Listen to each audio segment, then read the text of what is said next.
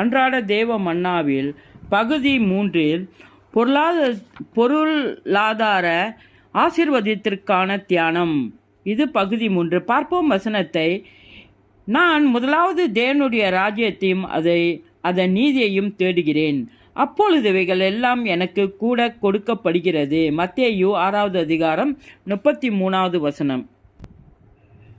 நான் கொடுக்கிறேன், எனக்கு மறுபடியும் கொடுக்கப்படுகிறது. அமுக்கி குலுக்கி சரிந்து விழும்படி என் மடியில் போடுகிறார்கள். நான் எந்த அளவுக்கு அளக்கிறோனோ அதே அளவில் எனக்கு மறுபடியும் அளக்கப்படுகிறது. லூக்கா 6வது அதிகாரம் 38வது வசனம். நான் இயேசு கிறிஸ்துவுக்காகவும் அவருடைய சுவிசேஷத்திற்காகவும் எல்லாவற்றையும் விட்டுவிட்டேன். இப்பொழுது இம்மையில் துன்பங்களோடு கூட நூறத்தனையாக வீடுகளையும் சகோதர சகோதரிகளையும் தாய்களையும் பிள்ளைகளையும் நிலங்களையும் மறுமையிலே நித்திய ஜீவனையும் அடைகிறேன். மத்தேயு 10வது அதிகாரம் 30வது வசனம். நான் அதிகமாய் விதைப்பதால் அதிகமாய் அறுக்கிறேன். நான் விசனமாயும் அல்ல கட்டாயுமாயும் அல்ல, உற்சாகமாய் கொடுக்கிறேன். தேவன் என்னிடத்தில் பிரியமாய் இருக்கிறார்.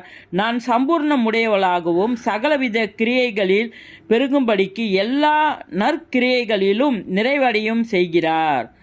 2 கொரிந்தியர் 9வது வசனம். 2 கொரிந்தியர் 9வது அதிகாரம் 6வது வசனத்திலிருந்து 8வது வசனம் வரை. இயேசு கிறிஸ்து எனக்காக தரித்தரானார். அவருடைய தரித்திரத்தின் மூலம் நான் ஐஸ்வர்யனாகும்படி அவர் தரித்தரானார். 2 கொரிந்தியர் 8வது அதிகாரம் 9வது வசனம்.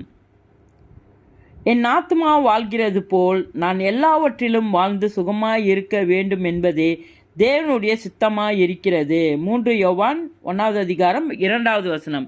இயேசுவின் நாமத்தில்